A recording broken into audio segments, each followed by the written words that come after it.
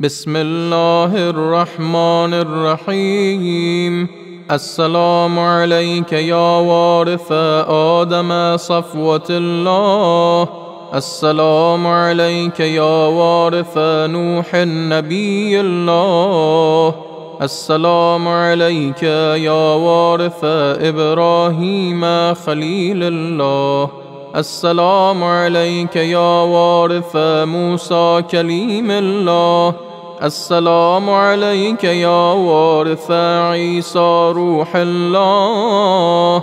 السلام عليك يا وارث محمد حبيب الله.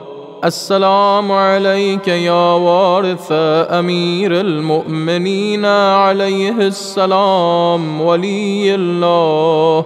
السلام عليك يا ابن محمد المصطفى. السلام عليك يا ابن علي المرتضى. السلام عليك يا ابن فاطمة الزهراء. السلام عليك يا ابن خديجة الكبرى. السلام عليك يا ثار الله وابن ثاره والوتر الموتور. أشهد أنك قد أقمت الصلاة وآتيت الزكاة وأمرت بالمعروف ونهيت عن المنكر وأطعت الله ورسوله حتى أتاك اليقين. فلعن الله أمة قتلتك، ولعن الله أمة ظلمتك، ولعن الله أمة سمعت بذلك فرضيت به. يا مولاي يا أبا عبد الله، أشهد أنك كنت نورا في الأصلاب الشامخة والأرحام المطهرة، لم تنجسك الجاهلية بأنجاسها، ولم تلبسك من مدلهمات ثيابها. وأشهد أنك من دعائم الدين وأركان المؤمنين. وأشهد أنك الإمام البر التقي الرضي الزكي الهادي المهدي.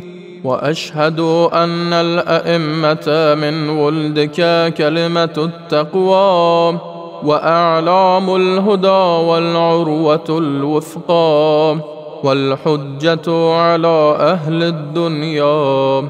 وأشهد الله وملائكته وأنبياءه ورسله أني بكم مؤمن وبإيابكم موقن بشرائع ديني وخواتيم عملي. وقلبي لقلبكم سلم وأمري لأمركم متبع. صلوات الله عليكم وعلى أرواحكم وعلى أجسادكم وعلى أجسامكم وعلى شاهدكم وعلى غائبكم وعلى ظاهركم وعلى باطنكم. بأبي أنت وأمي يا ابن رسول الله.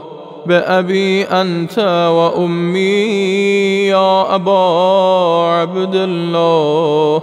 لقد عظمت الرزية وجلت المصيبة بك علينا وعلى جميع أهل السماوات والأرض.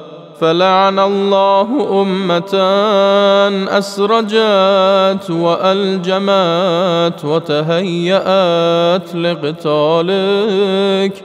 يا مولاي يا أبا عبد الله، قصدت حرمك وأتيت إلى مشهدك أسأل الله بالشأن الذي لك عنده وبالمحل الذي لك لديه أن يصلي على محمد وآل محمد، وأن يجعلني معكم في الدنيا والآخرة.